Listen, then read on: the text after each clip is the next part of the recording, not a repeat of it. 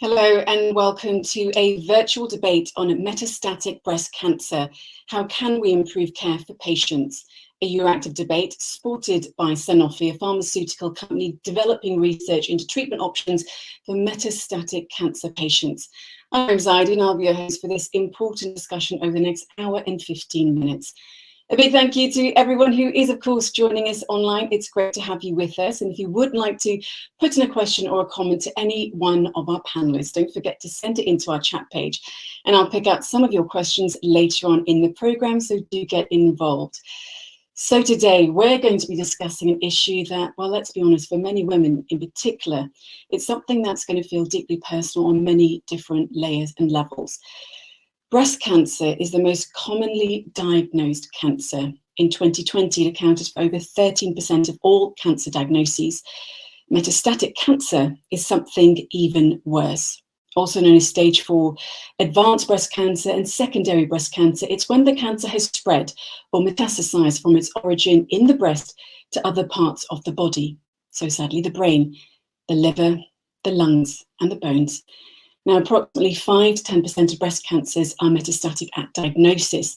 And even when they're not, estimates suggest that 20 to 30% of women diagnosed with early breast cancer will eventually progress to metastatic disease. Now, these stats that I have read out, well, they do make for grim viewing. And while there is no cure today, there are better treatments out there that can lead to a better quality of life and extend life expectancy. But more, of course, needs to be done in terms of care and understanding metastatic breast cancer, and also to improve the general level of care that is available across the bloc, which is at this point very varied. Now, the EU Commission has unveiled its Beating Back Cancer Action Plan, which is going through the legislative process. It's currently at the European Parliament. But the big question is whether the European Union itself and its member states individually, are they up to this task? Well, let's ask our panelists. Joining today's debate on metastatic cancer, how we can improve care for patients, are Stefan Schreck, Advisor for Stakeholder Relations at the European Commission's DG Sante. We also have Dr. Bettina Ryle, a board member at the Mission Board for Cancer at the European Commission. We also have Dr. Fatima Cardoso, Director at the Breast Unit of the Champollion Clinical Medical Center and President of the Breast Cancer ABC Global Alliance. We also have Tanya Spanik, President at the non-profit Europa Donna, the European Breast Cancer Coalition. So a big welcome, of course, to all of you. And no doubt everyone listening is going to be extremely interested to hear what you all have to say. And no doubt everyone's going to be learning quite a bit today. Right, well, to understand who our panelists are, what they do, and what they advocate for, I'm now going to give the floor to them for 5 minutes each. Starting with Stefan Schreck, Advisor for Stakeholder Relations at DG Sante at the European Commission. You have 5 minutes. Yes, thank you very much, Mariam. And I wanted to start with a definition what it is. You said it already. It's a cancer that originated in the breast and spread to other parts of the body. I would like to start with what we know about how frequent it is. Actually, we know a lot about breast cancer in general. There's the European Cancer Information System, which is run by the Joint Research Center. But that does not have data about metastatic breast cancer published, and that's because not all of the cancer registries across the European Union record also progression of tumors. So usually they do not have information about prevalent metastatic cancers. And that's already a problem. But we know about breast cancer indeed. According to the latest data, breast cancer is indeed the most diagnosed tumor among all cancer types and the first cause of cancer death among women with, in 2020, more than 355,000 new cases and 91,500 new deaths. So therefore, we can say that 1 out of 11 women, all ages considered, is estimated to develop breast cancer at some point in her life. It is estimated that breast cancer accounts for 13.3% of all new cancer cases diagnosed in EU's 27 countries. And this makes it the most frequent occurring cancer, accounting for 28.7% of all new cancers in women. Incidence trends are mainly increasing. Multiple factors explain these changes, including reproductive factors, obesity, physical inactivity, but also increased screening coverage. Mortality trends in the EU 27 tend to be declining, mainly due to effective treatment and tools for detecting the disease at early stages. The 5-year survival of breast cancer patients diagnosed in 2000 to 2007 is highest in Northern and Western Europe and lowest in Eastern Europe, with differences which can in part be explained by varying levels of healthcare expenditure and resulting quality of diagnosis and treatment across the European Union. The quality assurance scheme run by the Joint Research Center as part of the Commission initiative on breast cancer, specific requirements related to the treatment.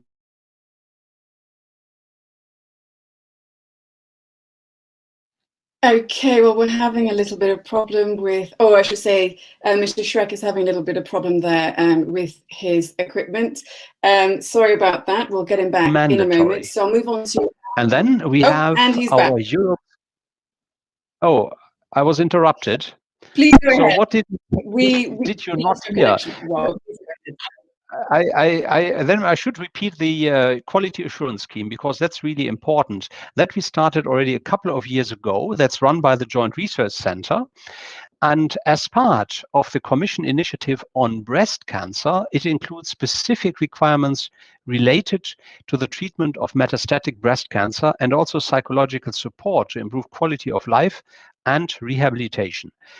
And in addition, the routine measurement of patient-reported outcomes to monitor well-being of women with breast cancer, including metastatic cancer, is also mandatory if you want to participate in this quality assurance scheme. And then, yes, when I came back, I just wanted to start with the Europe's Beating Cancer Plan, because that is indeed the biggest initiative ever on cancer in the Commission. And that offers a number of opportunities to strengthen breast cancer prevention and care, and by consequence, actions and measures to have an impact on metastatic breast cancer. There's first primary prevention of breast cancer, and that will benefit of targeted actions to limit alcohol consumption, to support physical activity and fight obesity. All these are factors which raise the risk of breast cancer. Then we have early detection through screening, and that will ensure that cancer is detected before giving metastasis. And under the cancer plan, the guidelines and recommendation on how to upgrade and access to breast cancer screening will be further developed.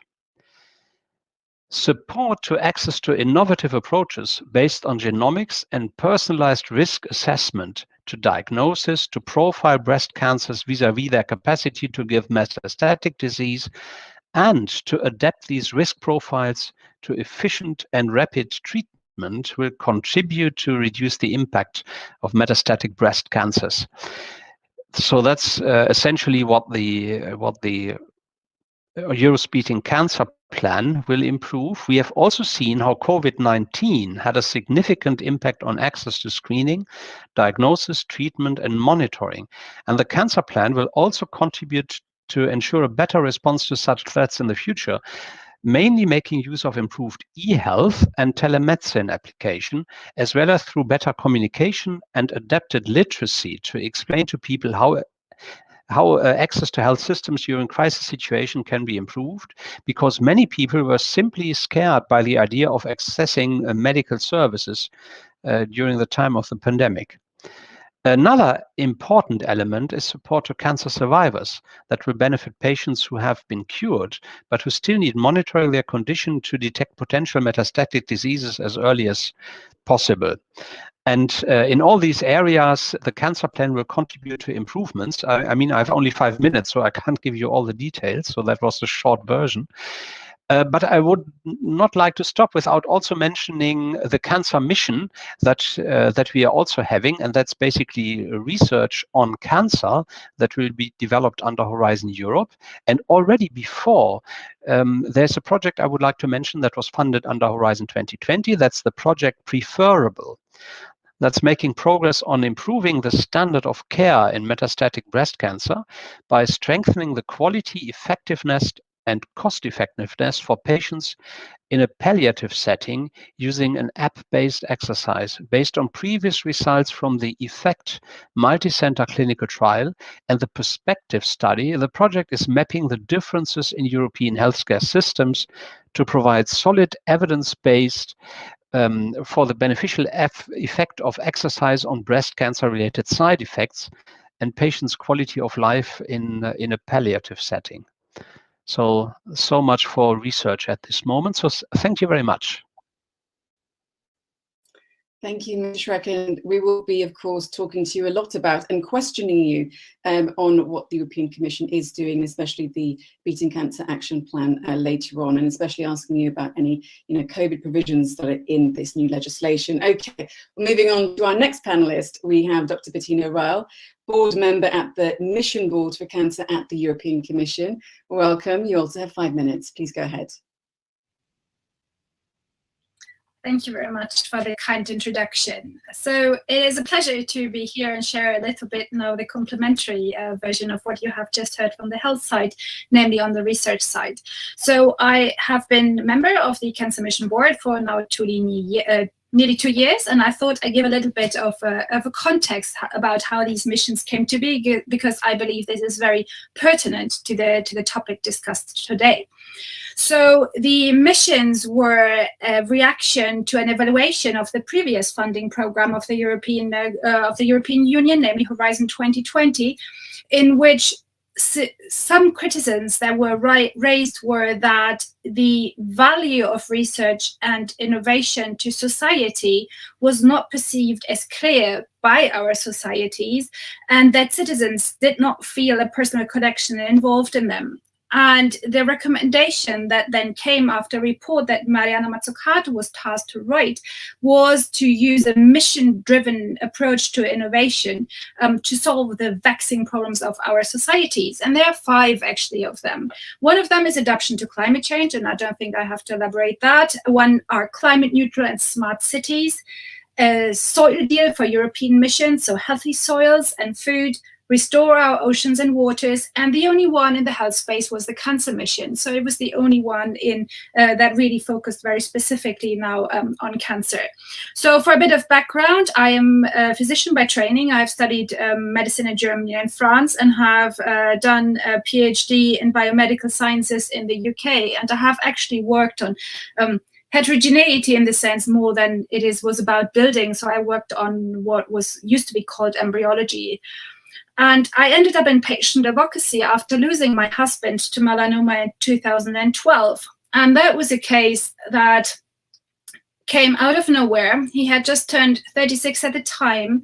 He had a lump under his arm that in no time turned out to be a metastatic cancer that was spread everywhere. So my entry into the world of cancer started with the metastatic cancer of my own husband.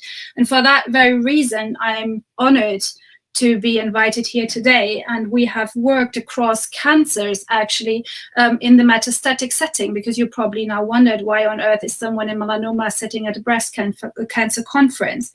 But what we have learned over the years is that those patients with a metastatic cancer, independent of the origin of the cancer, share a lot between them, among them, in terms of their concerns, in terms of their needs, their aspirations, and their hopes. For those of you who have followed the discussion around the Cancer Mission in the past, and actually the run-up to the mission, there was a lot of talk about prevention and how 40% of all cancers are preventable if we actually finally get our act together.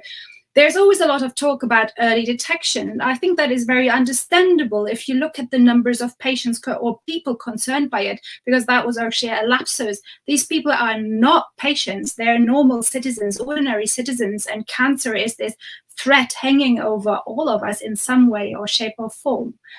However, we should never ever forget, however successful we will ever be at prevention, however sophisticated we will be in early detection and follow-up, there will always be a few unfortunate, unlucky ones who will not be captured and caught and protected by that. Unfortunately, some will always progress through these stages, and we will always have patients in a metastatic setting, be it breast cancer or else, who desperately need our care.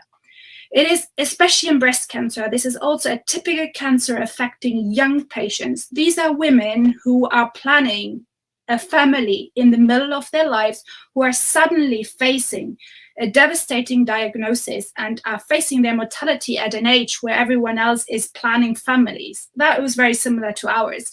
My daughters were 2 and 4 at the time when their father was just before we moved here to Sweden, and there was actually 3 and 5 when he was diagnosed, and 5 and 6 when he died. So it is like, it was very, very, they were small, we're the only ones. And that's a story we find again and again and again in the metastatic setting.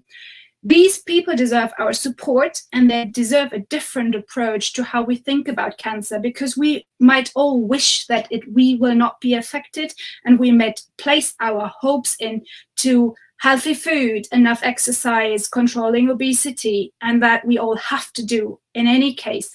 But we should never forget those for whom that will not be sufficient. So with that, I think that plea to take that on board and to take that in mind, I'm very hopeful that the ambitious research program we are having now in integration with the Beating Cancer Plan will deliver just that for metastatic patients. And with that, I thank you for your attention. Thank you, Dr. Rao, and thank you so much for sharing your personal story about your husband's passing as well. And as you said, cancer is a veil, this dark veil looming over so many of us. And definitely this is going to be a brilliant discussion, because there's so much we, of course, do need to speak about. Okay, well, over to our next panelist, Dr. Fatma Cardoso, Director of the Breast Unit at the Champalimaud Clinical Center and President of the ABC Global Alliance. You also have 5 minutes, please. Thank you. Thank you very much for the invitation, and also for making this debate happen around the issue of metastatic breast cancer.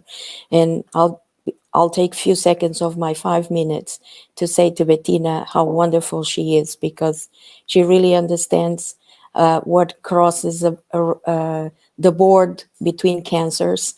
And as she said, the issues of metastatic cancers or metastatic cancer patients are much more common among the metastatic cancer patients of all types than, for example, between metastatic breast cancer patients and early breast cancer patients. And actually, the idea to create a global alliance against advanced or metastatic breast cancer came in the early 2000s from two surveys in many different countries, high-income countries, low-income countries, where mostly they were done in women, and they show that these women felt abandoned, totally abandoned by physicians, by researchers, and by patient support groups, as well as by the media. Nobody wants to hear a sad story, so nobody wants to talk about it. Right? And they also felt guilty, because we passed this message that if we eat well, we exercise, we take the medication, we do the screening, everything will go fine. And sometimes it doesn't. So they felt, well, probably it's my fault. I did something wrong. And these two surveys, which I don't have the time to go into the detail, really made an impact on us. And we said, how can we change the outcome? Not forgetting also that this, for the moment, is an incurable disease, as it was already mentioned. But we can change that. We can aim higher, and we can aim to develop treatments that improve survival, meaning the duration of life, as well as improve quality of life. So we have to provide to these patients what they need now, but also with an eye on the future. And this is what we can do, connecting research with good practices, so treatment according to guidelines, and at the same time, awareness and support. So looking at the metastatic breast cancer patients as a whole, not as a disease and not as a survivor. So this word, they don't like it. They always feel very lost in the pink movement of the month of October. They have very specific needs that are different. And our work when developing the Global Alliance was actually the first thing we did was to sit all the stakeholders together and define what could be a very, let's say, objectives, but not a wish list. Objectives that are tangible, that are measurable, and that can be achieved in a 10-year period. And this led to the ABC Global Charter, which has 10 goals to be achieved during this decade that we are living on. And I don't have the time to go into all of them, but I'll give some examples that will show you how they cross all types of cancers in the metastatic setting. Stigma, we already mentioned it. So a lot of fight against the stigma of not talking about a disease that it's for the moment incurable. The second, opportunity to keep working, to be productive members of society. For that, we need flexibility. And in the member states, it has been very difficult to fight for this flexibility in the laws related to work. But I think it is one of the good lessons from the pandemic is that we can have flexibility and be productive. That's the other point, data. We don't have good data. Stefan mentioned that. Cancer registries do not register relapse. And we do not know how many Europeans are living with metastatic breast cancer or any other metastatic cancer. And we need to change that. And we're doing things for that. And finally, but most importantly, fight inequalities. Inequalities, not just in terms of access to new treatments, but also inequalities in access to biomarker testing, to genetic testing, and to palliative care, and when it comes to the terminal ill or the last end-of-life care.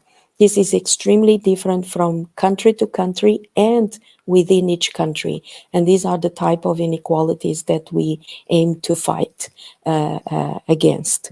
So I'll stay for now here, and I'm sure we'll come back to some of these issues. Thank you.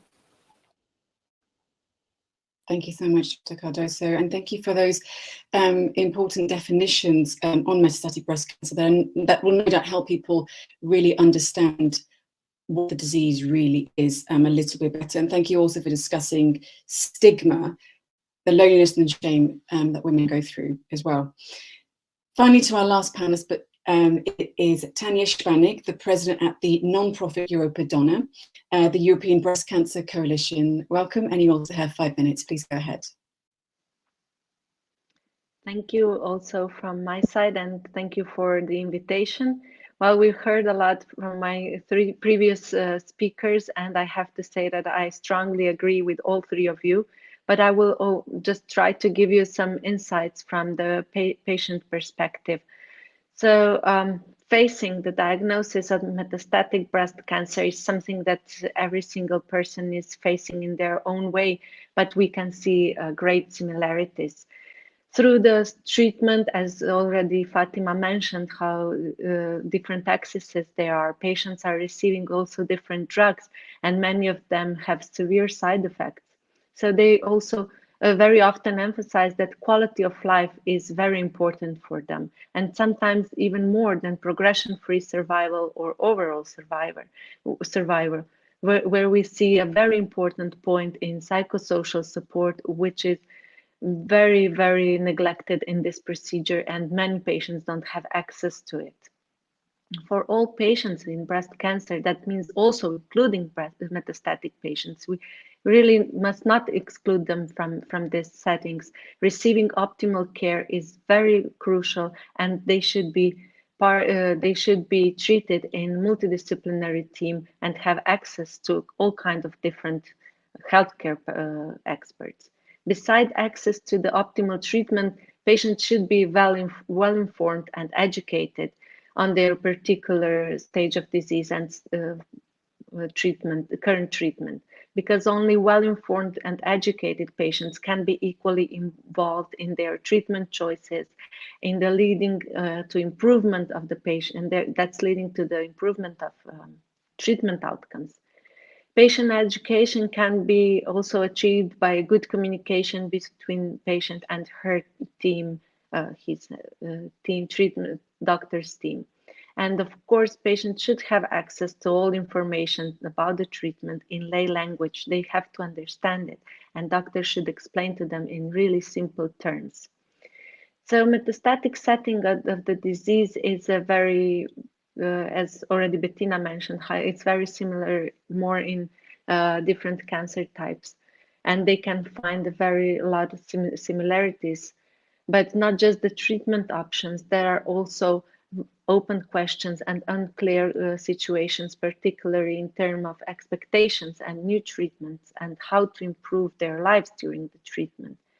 A very common concern when they are starting new treatment is that they really don't want to suffer any treatment or cancer-related effects. So for every new line of the treatment, patients expect the disease progression to stop, but not really at all costs. Again, I would like to point out how metastatic breast cancer patients really emphasizes that quality of life is important to them. But a very good communication on different level and trust between physicians and patients is really crucial, not just for early setting of the disease, but metastatic. And since they are also facing a lot of uncertainty and anxiety, emotional burden, they are also facing a lot of stigma regarding their disease and what they should expect of their disease. They don't want to talk about end of life. They are also put on the side of the society. Fatima mentioned work activities. They should have access to work and of course to all other services. I will stop at this point. Thank you so much, Ms. Stanek. And one thing I noticed, I picked up on what you were saying there. You said the phrase, you know, patients should have access. You know, hopefully one day they will have access to all the things that you were advocating there for. So thank you to all of our panelists for your opening statements and advocating. You know, our viewers too, I still don't see any questions from you. So, you know, please, this is a really important discussion. So please do put in your comments and your questions to our panelists, and I will be selecting some of those a little bit later on in the program. So do get involved. Okay, well, moving on to the debate itself. And I'm going to start with a question, a general question for all of the panelists, and I'll start with Mr. Schreck first, and we'll go through all of you. Just a quick one. You can hopefully not say yes or no, but just a quick reply. Is there enough information, public information and knowledge on what metastatic breast cancer is? Or if I widen this a little bit more, do you think the public at large really understand what metastatic cancer is? Mr. Schreck? Yeah, we know that probably not enough people know that. We have quite some experience in trying at European level to have better health information and health literacy in general.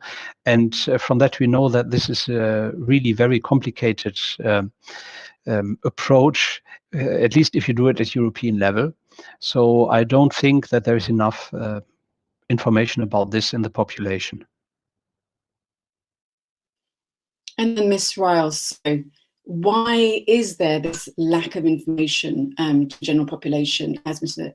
Schreck pointed out there?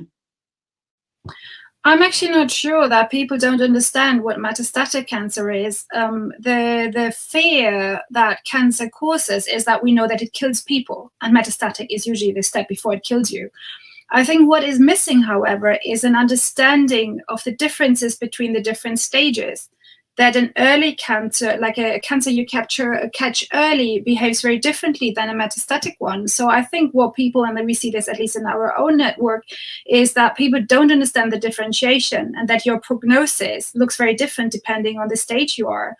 And I think a lot of our issues come precisely from that, because people who have like a very early stage cancer with a very good prognosis cannot differentiate themselves from, let's say, an advanced metastatic cancer, and the fear and the psychological burden that comes then from this cancer diagnosis often stems from the fact that people haven't been able to differentiate. So I think from my perspective, the issue is the differentiation and understanding where one itself is on this continuum. That is the real challenge, and then hopefully to move to the next step as well. It gets all lumped together. The discussion gets very fluffy and very fearful without the need to be so.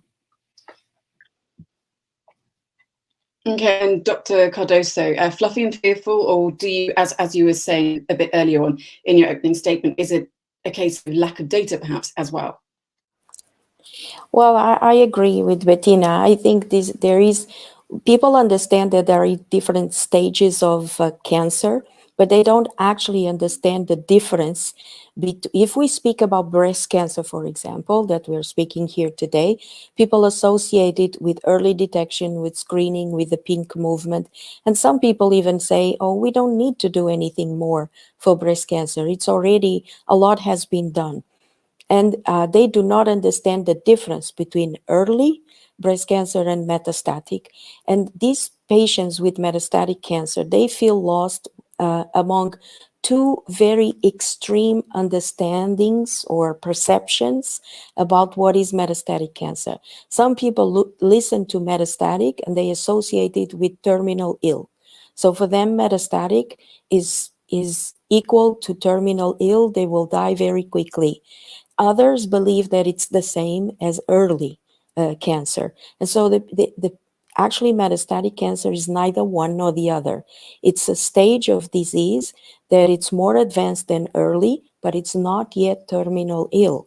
And this stage of disease may represent several years of a life of someone that it's, in the majority of those years, fully capable of performing the tasks as a mother, as a child, as a grandmother, and their professional lives. So absolutely capable of performing their tasks socially, professionally, and in family terms. So then, Ms. Spanik, is then the problem is it that is not understanding difference? Could agree that there is not enough data or information, but on the other hand, there is a lot of data and information, but you don't read and you don't inform yourself about cancer, about breast cancer, metastatic breast cancer, if you are not affected by it or if you are not working in this field. What we see in our organization, I'm also president of Europa Dona in Slovenia, so I meet cancer patients daily. They come to us, they call us. It's really what Fatima said, that it's also a lot about the personal perspective, how the patient, once she or he hears the diagnosis, how she understands that. So in metastatic breast cancer, unfortunately, we speak mostly about women. But what we try to say is and encourage them to live, as Fatima said, to live as normal and as long as possible. So getting involved in your daily routines, in your workspace, if possible, in your family life, not to be excluded out of it. You know, sometimes people hear the diagnosis of metastatic breast cancer and they are just like, oh, I'm going to die. And they lay down and wait to die. This is something that is really not an option today anymore. As Fatima said, we know how long women with breast cancer, with metastatic breast cancer, can live and live very good life with it. So I think that we have to put, as a breast cancer society, even more efforts to this and to inform these women and educate, what I already pointed out, to educate them to be an equal partner in this procedure and to be aware of how many options they have and what they can all experience during this, not just to wait until the end of their lives. And definitely metastatic breast cancer is not end of life right away. So, Mr. Schreck, is the onus for this education then on public bodies or on organisations such as the European Commission? Where does the onus lie? On whom or on what? I would say on everybody. Yeah, everybody can at all levels can make a contribution to that. That is quite clear. We are trying to make a contribution, for example, by establishing a knowledge center in the JRC. But we know that this, in the end, will probably be more for experts. The member states, of course, also have a responsibility in their health systems, but also in their education systems. And the many NGOs which are active in the area of cancer also have an important role to play, but also, of course, the media and journalists. So I really do think that we can make progress only if everybody plays their role. Sure. Okay. So once a patient I is add diagnosed with something? metastatic... Sure, go Can I add ahead. Go ahead, something, please do go ahead. Yeah. about the media? Because I think a lot of the problems also, sometimes the solutions, but sometimes the problems come also from the media, and the media not wanting to pass or to speak about stories that don't always have an happy ending. So, and you would say, oh, we don't feel that way anymore as an industry, as the media and journalists, but it is true.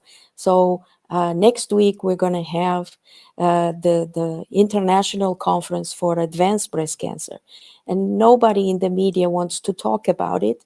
And they came back again with the answer, oh, we don't want to talk about sad things because people are tired because of the pandemic. And while you still have this association with metastatic equals bad things and sad things and not happy ending or happy stories, this passes a wrong information. I have learned so much by communicating with patients with metastatic cancers overall. And I'm pretty sure I've become a better person by interacting with them. So it's a pity because they are rich people in knowledge that a lot of others should listen to. Okay, well, Dr. Cardoso, thank you for that. As a member of the media, I can say that, I understand where you're coming from. And what I would say is to any media organization that hasn't gotten involved with you to listen in and to get back in touch with you. Okay, well, so I want to talk about something a little bit different now. So when a patient is diagnosed, of course, with metastatic breast cancer, time is then the most important factor. The faster the diagnosis, the faster, I presume, a treatment plan can then be put in place for that patient to improve their quality of life and the longevity of their life. If I could quickly ask you all again, what are the most important factors for a patient when they are diagnosed? And if I could start with Mr. Schreck first again. Yeah, well, this is more a question for the experts, I would say, but I can still make a contribution. What we are now working on is comprehensive cancer centers in all member states, because what we realized that one important element of the problem is that in many cases, different healthcare providers are actually treating all the same patient in an uncoordinated way. And that is something where we think we can make a general contribution also at European level to improve the experience of newly diagnosed patients. Okay, and then Dr. Rao, if I could ask you the same question, then what's the most important factors that can help a patient at the point of diagnosis? Very much building on what Stefan just said, I think it is being in the right place, because it's just like so much depends on the first treatment you will be getting then, and this is where we actually see the differences. And at the moment there is it's still a lot of roulette in there, that depending on where you are, the first treatment looks very, very different. And for a patient, to expect a patient to be informed at that stage, to be able to make far-reaching decisions, is very, very hard. We call this in our disease like the black hole. That's where we lose patients. So someone who's unlucky, who's not in the right place and is not informed, has no chance compared to someone who by chance or by knowledge is in the best, or in the center that has access to the latest guideline-based care.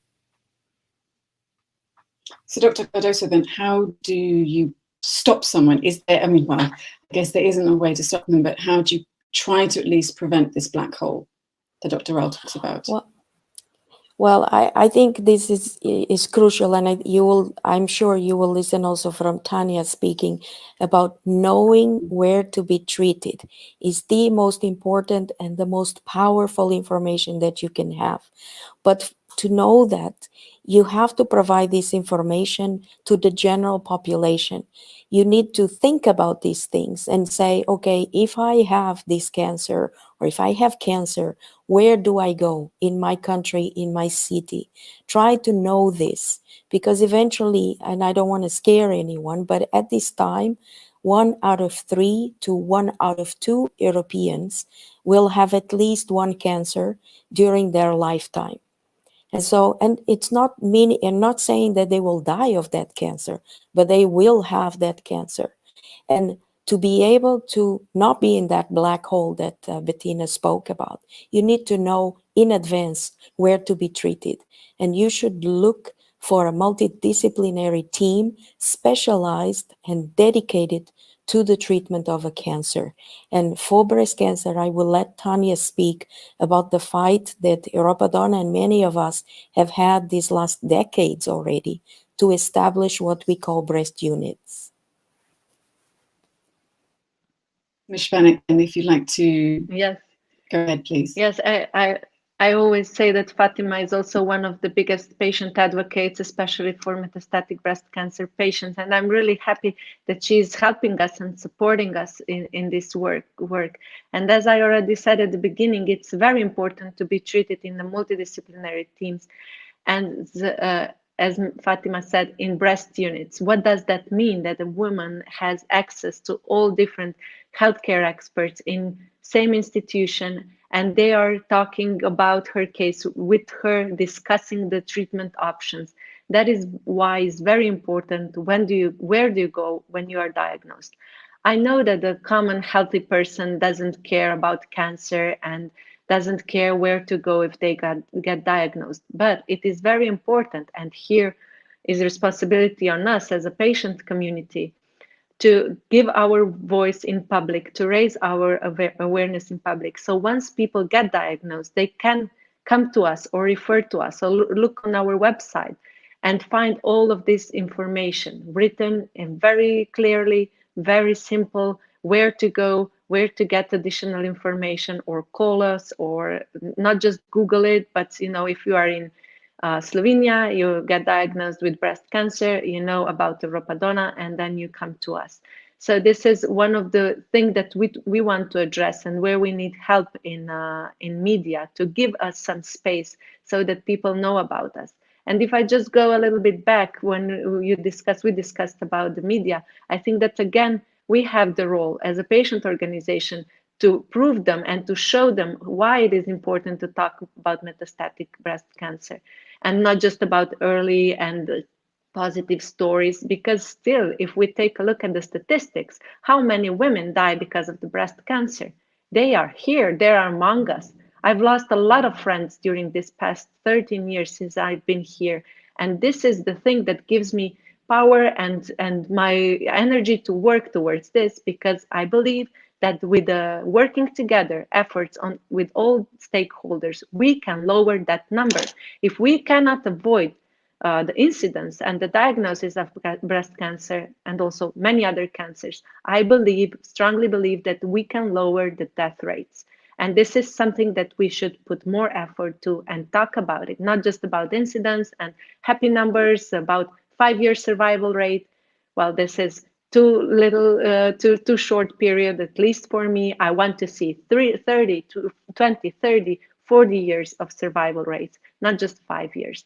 So this is something that we really need to work together towards that. Okay, Ms. Spanik, I just want to follow up on what you were saying about the role of the media in providing information to the public. Talk to me a little bit about, then, you've said that you don't feel the media have done enough to highlight metastatic breast cancer. So give me a sense of how many times you have had the media on your side.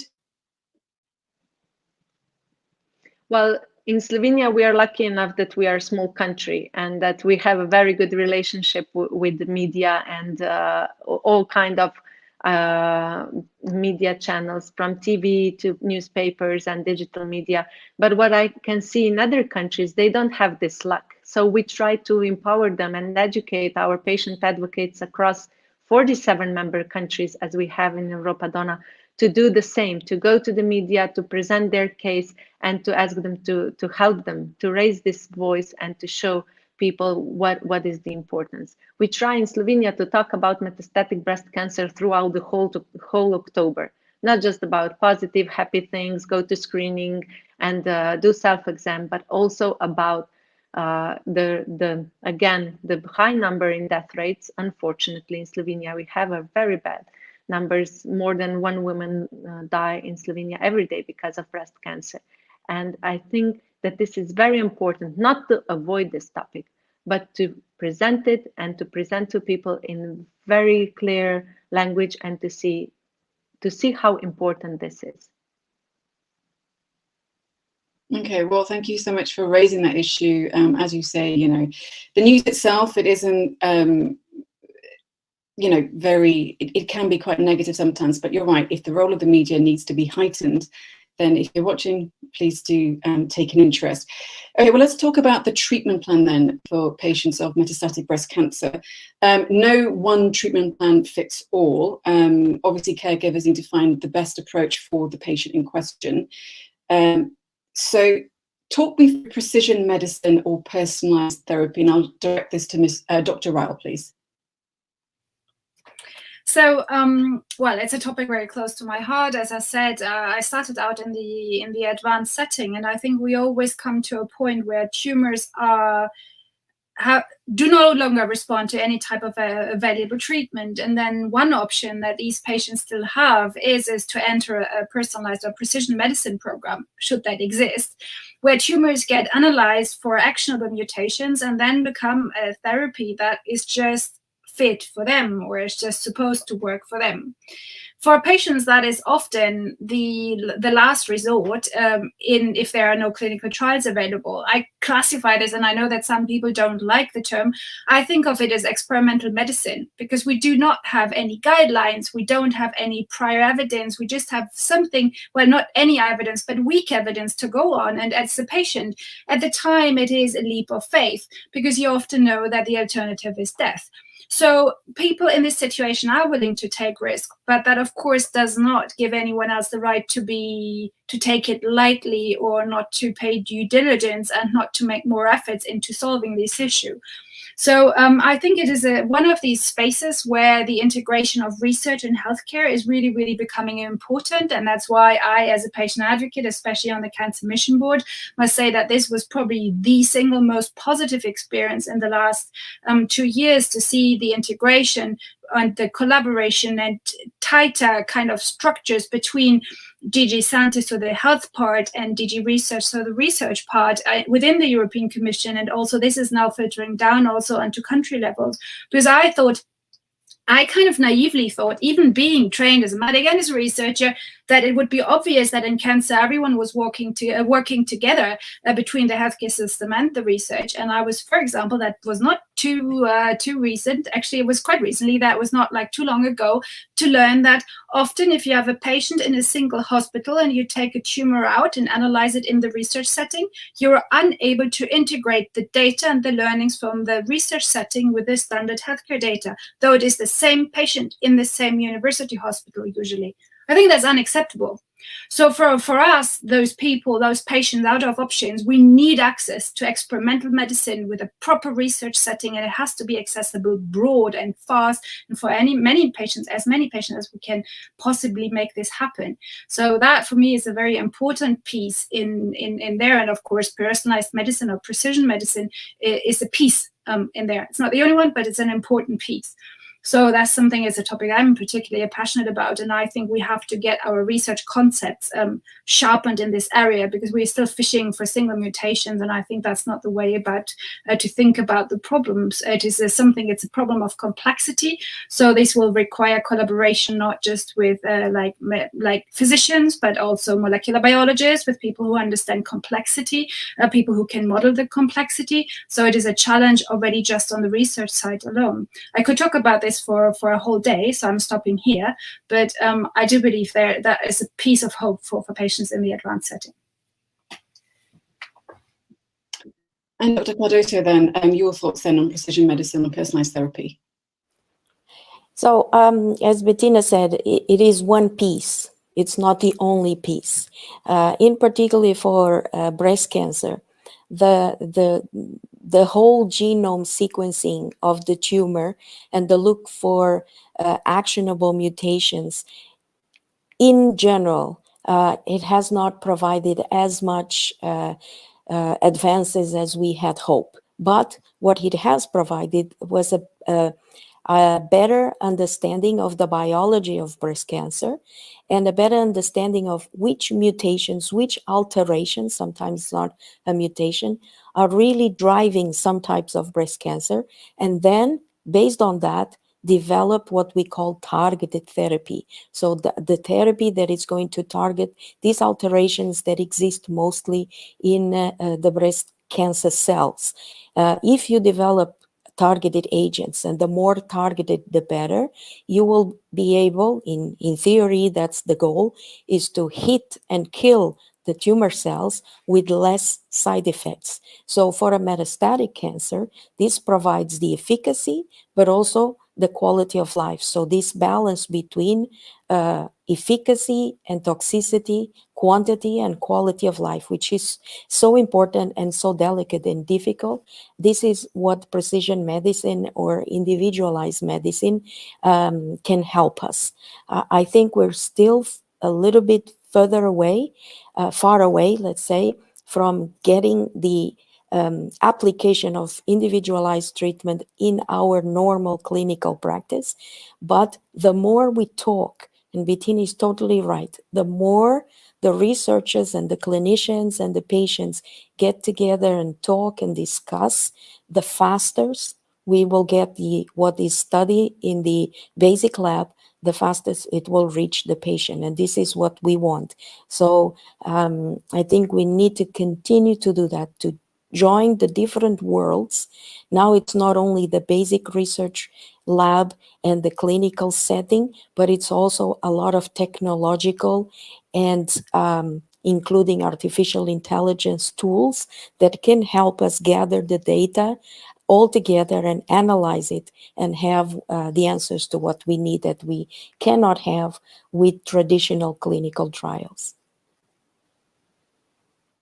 Okay, well, thank you, Dr. Cardoso, and for talking about the pieces of the puzzle that, of course, are much needed for good patient care. Another part of the puzzle, legislation. So, Mr. Schreck, I'm going to come to you. Is the European Commission doing enough? Metastatic cancer is mentioned solely in the context of palliative care in Europe's Beating Cancer Action Plan, or isn't it?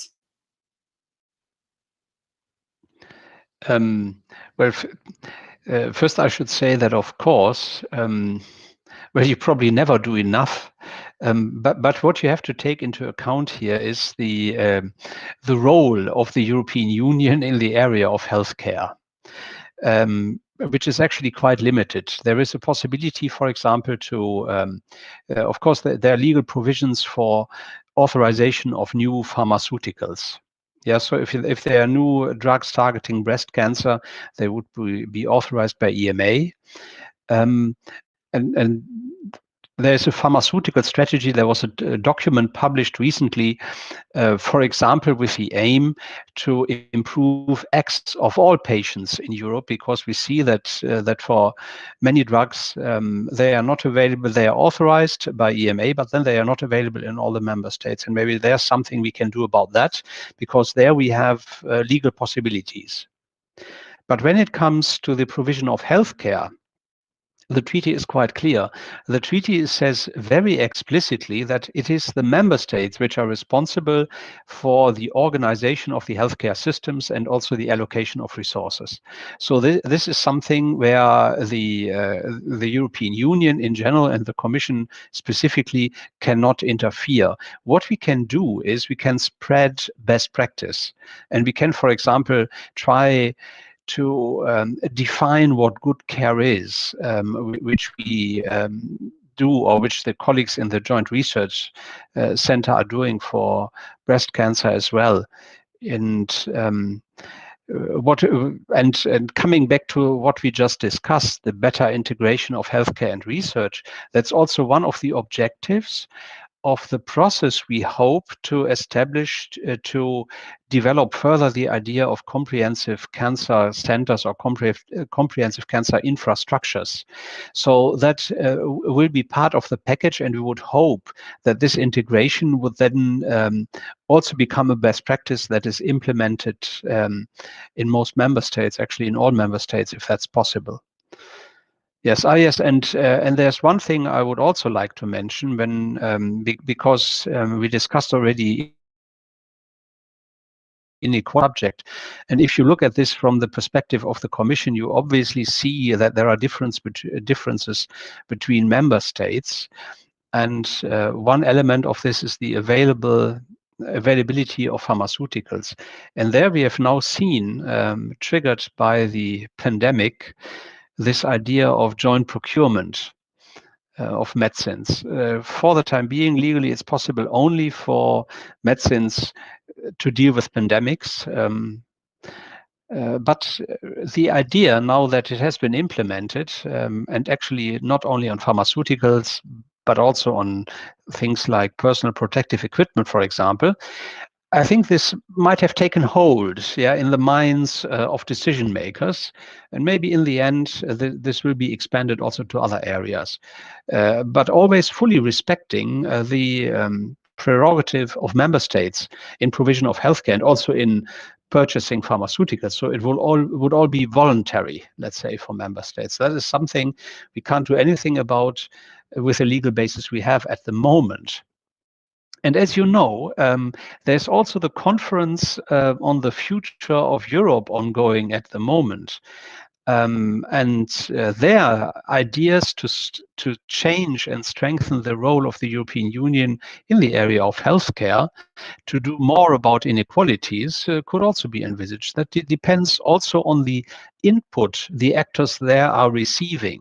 So what I'm always telling all the stakeholders is that if you would like the European Union to do more on health, then you might also be interested in the overall discussion about the roles of the European Union, because that's really an important determinant for anything the European Union can do. Okay, so Mr. Schreck, they're saying that the role of the Commission is somewhat limited and that the onus should be on member states, perhaps even regions and cities. Bettina Ryle, as a board member at the Mission Board for Cancer at the European Commission, do you think, or are you happy with the 4 pillars of the Beating Cancer Action Plan: prevention, early diagnosis, treatment, and follow-up care? Has this legislation gone far enough? So first, the first thing to understand is that the Cancer Mission Board only has advisory function. So we have submitted suggestions.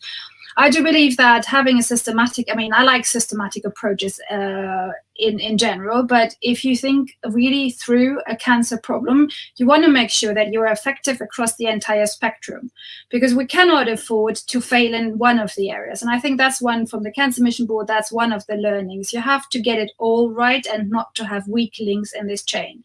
Because of course you would like to have as few patients as possible get to the metastatic stage, although fully understanding that there will always be some, but of course you want to lessen the pressure on this stage. So I think those 4 areas are already covering very well. So what I would like to see now, and this is something that is beyond the Cancer Mission Board, because now comes the next board, which will be the implementation board. I think one also has to systematically think about how do we get to this stage. So it often starts with a research setting, but as long as we just incentivize publications, we're never going to, no paper ever saved a patient. So we have to think about how our research findings get effectively translated and get into our healthcare system in the most effective way possible, and in a way that actually our healthcare systems can afford it. And then it needs broad implementation, because if something is just available in one very well-developed center of excellence, that's a drop on a hot stone that has no impact on overall mortality, because most patients patients will never access this. So broad, even, fair, just implementation is critical. So I think of it in my head, at least, as a grid system. So we have to get these prevention, early detection, treatment, and quality of life, which is actually not just after treatment, but across, right? And we have to think in this system, research, translation, implementation, and be effective across this entire grid system if we really want to move the needle. So I do believe it has the first important step, but now, of course, it's a huge piece of work, and it's not because there are 15 people sitting discussing that things will move. It's a stone, and then everyone has to participate and has to kind of contribute their part in it. I'm actually hopeful because it has already kicked off discussions that are broader and more integrated and more ambitious than the things I've seen before. So we're starting to kind of dissolve the silos and get people from different areas to look at problems with, you know, fresh eyes, different eyes, challenge each other. And I'm hopeful that this will get there. It's not the Cancer Mission Board that is going to change the world. It's the people around it, everyone who kind of takes this as, you know, as an idea, as a starting point and runs with it. So I'm positive, actually, in this respect. Yeah, no doubt everyone has to do their bit. Dr. Cardoso, I'm going to come to you, but first of all, to everyone who is watching, all our viewers, don't forget to send in your questions to the chat page. I've only got a few questions at the moment, so, you know, all our panelists would really love to, I'm sure, answer all of your questions and concerns and comments, so please do send those in. Okay, so Dr. Cardoso, perhaps you'd like to weigh in a bit on what Mr. Schreck and Dr. Rao said there. Now, from what I understand, you've previously said that there's a lack of knowledge from those who take decisions, that there are now treatments that can prolong life up to 5 years. So, in your opinion, do you think policymakers are perhaps slow to embrace innovation when it comes to metastatic cancer care? Well, I wouldn't say that exactly the policymakers. I think there's always, and there will always be in health, this difficulty of how much money are you willing to spend for a year of a person's life. And to my knowledge, the deciders, let's call it the payers, who have taken this very clear decision, how much are you willing to pay, was NICE in the UK. And you can discuss and you can argue if the price they have put on a 1 year of a person's life is correct or not. I think there will always be this very difficult equilibrium or balance between what is a person's life worthwhile and what are you willing to pay for that as a society. But I think the problem of accessibility is a very, very complex problem, and it has many areas where it can be tackled. I will start by saying that drugs for treating cancer should not be so expensive as they are. It is not possible for any health system to continue to have these exponential increases in prices. The second thing is that in all business, you are expected to pay more for an item that is better. But if you look at cancer treatment and for medicine in general, you actually sometimes pay more for a drug that gives a lower benefit than another one. That makes no sense. That is really makes no sense. There are also approvals, both by the European agency and the American agency, based on very, very limited benefits, mostly mathematical, statistical benefits shown in a clinical trial without truly being a clinically important benefit. So there are, what I'm trying to say is that there are many steps that can be improved. I would say that the regulators, the big regulators, the EMA and the FDA, should be gatekeepers, should not approve everything, but really should make a scrutiny on what is really clinically meaningful. And then you have already tools. There exist tools. The European Society of Medical Oncology has developed a tool. The American Society has developed another tool when you can score. You can score a treatment in an objective way. And so if you are a payer in a country that doesn't have a lot of resources, you can go by priorities. and make available those that truly give us the biggest benefit. And then if you are in a big country with a lot of resources, the example is always given by, or in Europe with Germany, then you can go and provide more and more options, because patients need several options of treatment. But you should not pay for one drug that is not important, not providing great benefit, and then do not have the resources to pay the ones that are the most important. So I think we as healthcare professionals should only prescribe according to guidelines. There are many studies showing that when you use the guidelines, you improve survival and you improve quality of life. What can the Commission does? I understand very well that sometimes the Commission's hands are tied, but the Commission is having, and I'm sure Stefan will talk about that, is starting to implement an accreditation system for breast services, for example. And I know they have to be voluntary, but you can find a way of rewarding those centers or those countries that will use it. You also made for that accreditation system, you went through the guidelines, you saw the guidelines that are of good quality, and you can increase the knowledge of all member states that those are the guidelines that should be followed and that should be implemented, that patients should be treated according to that. And I'm afraid that what was not done enough is to mention the specific needs of metastatic patients in Europe's Beating Cancer Plan. In, for example, the first draft of the Becker Committee, almost no mention to the metastatic cancer except on palliative care needs. So there's still a lot to be done at the Commission, at the Parliament, and then use that as a pressure for us to be able to do that on the member states level. Sorry, went a little bit over. No, Excited not at talking all. about that. So, Mr. Schreck, no, honestly, all of the comments are fantastic, and I hope that this debate, this discussion is something that all our viewers are really enjoying too. I know that myself, I'm learning so much from all of you, so thank you. Mr. Schreck, I will actually come to you just to come back to what Dr. Cardoso was saying there about this lack of mention, you could say, of metastatic breast cancer. But she also mentioned there the Commission's approach to breast services, and also perhaps you could also mention research and development, anything that's being legislated regarding that as well. Yes, maybe I should start with the what Fatima was actually mentioning, the accreditation scheme for breast cancer, and that is indeed something that is a novel initiative, and indeed, while obviously we cannot impose this on anybody, we hope to start with that a process where it becomes normal to adhere to the standards which are developed there, and they have been developed very carefully with many independent experts in the field. So, depending on how this develops and how the uptake is, if you so wish, this could also be done in other areas.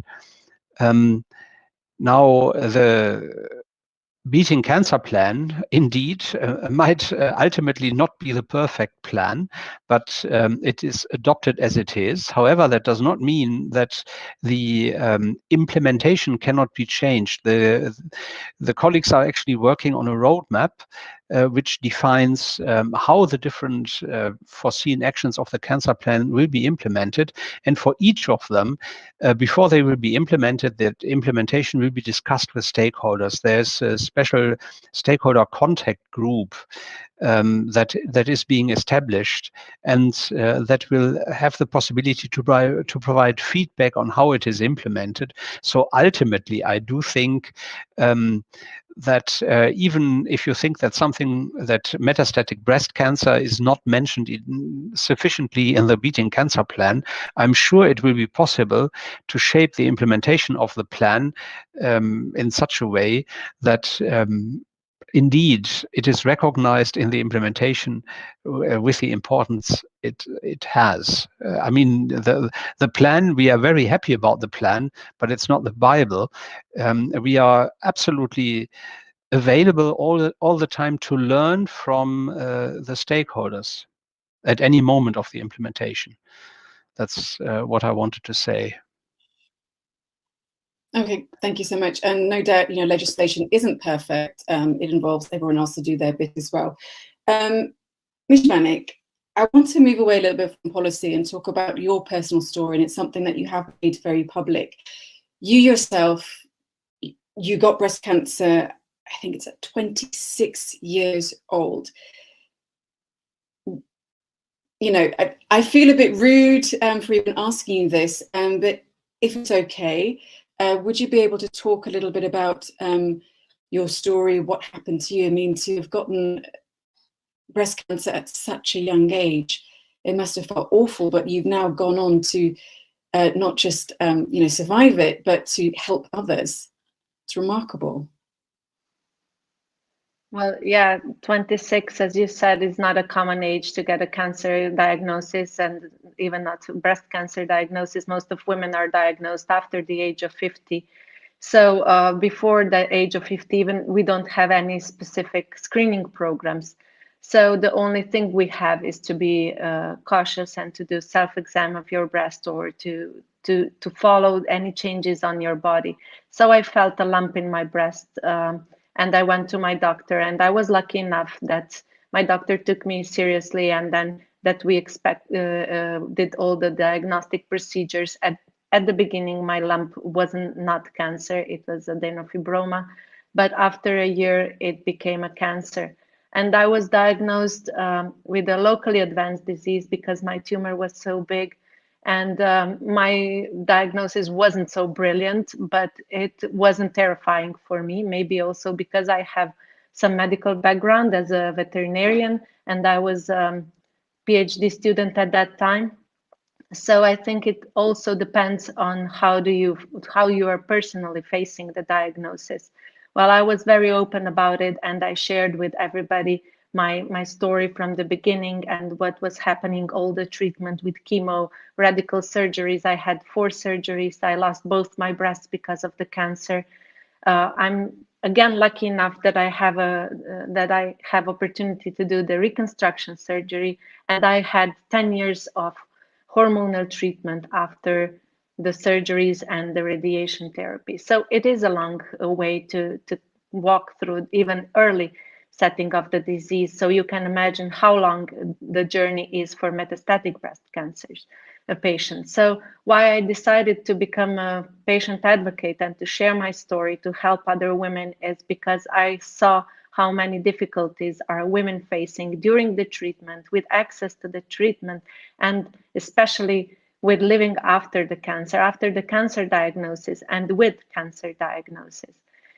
I quit my career as a scientist. I was a researcher at the university in neurobiology, molecular neurobiology, but I appreciate all those experiences as a scientist because I can use all the knowledge I got during the PhD now as a patient advocate to follow, as Fatima said, to also be able to see the benefits of the clinical trials and to help other patient advocates to get trained and to get adequate information, not just to right treatment, but also we talked today about the legislation, what the cancer diagnosis brings to your life. For example, I cannot get life insurance now since I got cancer at the age of 26. I didn't have life insurance before that, but now I don't have a chance to even get it, or a loan for buying a house or an apartment or whatever. You have a lot of limitations. And in that perspective, we are also looking forward to European Beating Cancer Plan, because at least at that point, we will have a very comprehensive document and legislation to implement on the national levels. And that gives us even more power and more tool to advocate for this. We know how many inequalities are among EU member states, and you can imagine how big inequalities are beyond this border. As I mentioned, we have 47 member countries. That's way beyond the European Union. And we see all of these inequalities among Europe. I'm not even going to talk about other continents, how privileged we are that we live in Europe and that we have all of this, as Bettina already mentioned, personalized medicine. This is becoming almost the daily practice in some countries and in some hospitals, and it should be a daily practice in all cancer institutions, but we are far from that in the reality. Gosh, thank you so much, Ms. Spanik. I didn't really think about that, life insurance, owning your own home, and I think anyone who's watching, you know, this is really hard information to hear, but I'm sure that they will be happy to at least have that information. So thank you so much. We are slightly running out of time, so I'm going to read just a comment from one of our viewers, Yvonne. She says, many thanks for the inspirational speakers. Let's work together with the media for the power of the truth about cancer. So great comment there. Thank you, Yvonne. So I'm going to ask all of you just very, very quickly, just a few sentences perhaps, on your final thoughts. Mr. Schreck, if you could go first. Yes, thank you very much. I think that was a really very interesting discussion also for me. I learned a couple of new things. I would say that with the new Europe-Beating Cancer Plan, we have really a chance to also improve the outlook of people with metastatic breast cancer. But this will depend entirely on the contributions of all the stakeholders. So I would invite everybody to use the opportunities which exist to shape the implementation of that plan for the benefit of all patients with metastatic breast cancer. Thank you, Dr. Rowley. If you could go next. To build on that, so if we look at advanced cancer, it's a highly complex problem, and we have now had promising treatments coming through in different shapes and form. If you look at immune therapy, if you look at personalized therapies, if you look at ATMPs, and there is more actually coming. So this will require for our systems to start thinking differently and to start shifting in ways that we've probably never done before. And that requires collaboration between very different stakeholder groups who haven't worked together before. So I think we have the potential, we're at the cusp of something that can really make a difference for patients with advanced disease in any cancer, and hopefully also other diseases. There's more than cancer out there, but it will require that we rethink how we operate in our healthcare systems. And so in the end, it's up to us to make that happen.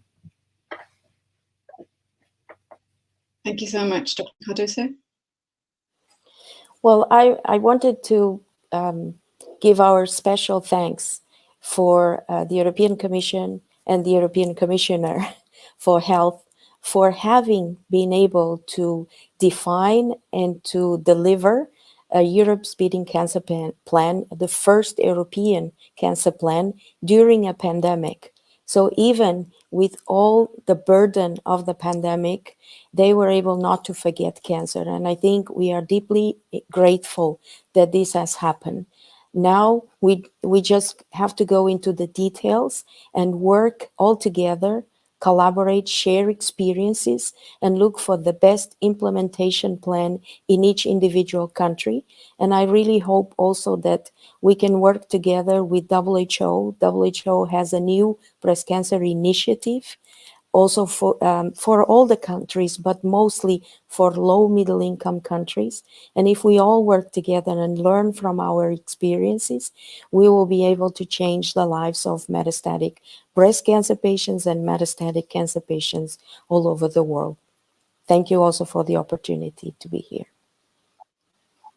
No, thank you. And then lastly but not least, Dani Spanik, if you could give your final thoughts, please. Yes, well, first of all, I really would like to thank you that you invited us today here, that we can open a lot of questions and maybe give some answers and suggestions. We definitely gave our input for Europeans Beating Cancer plan, and we can also do this again, not just as Europa Donna, but with Transforming Breast Cancer together with those initiatives, and we are also collaborating with other European cancer organizations on this issue. And we believe that this document really can be a very good document and very good fundamental document for all member countries. And as Fatima said, develop this thing during the pandemic is another important topic, because we are well aware that we don't live just in COVID pandemic, but we have also a pandemic of cancer among in our society.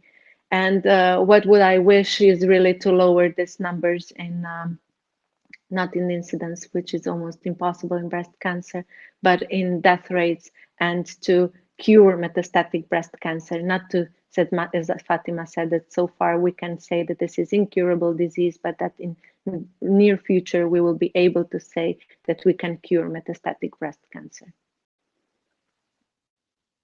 Thank you so much. And, you know, really, this has been such a fantastic, informative discussion. I'm so happy to have all of you as panelists, but sadly we are going to have to leave it there. So to Stefan Schreck, Bettina Rao, Fatima Cardoso, and Tanya Spanik, just thank you so much for being part of this discussion. And to everyone who is watching online, I really hope that what you have heard has informed your opinion better of what metastatic breast cancer is and how care for patients should be improved across the European Union. I'm Mariam Saidi, and you've been watching a EURAC debate sponsored by Sanofi. Take care and bye.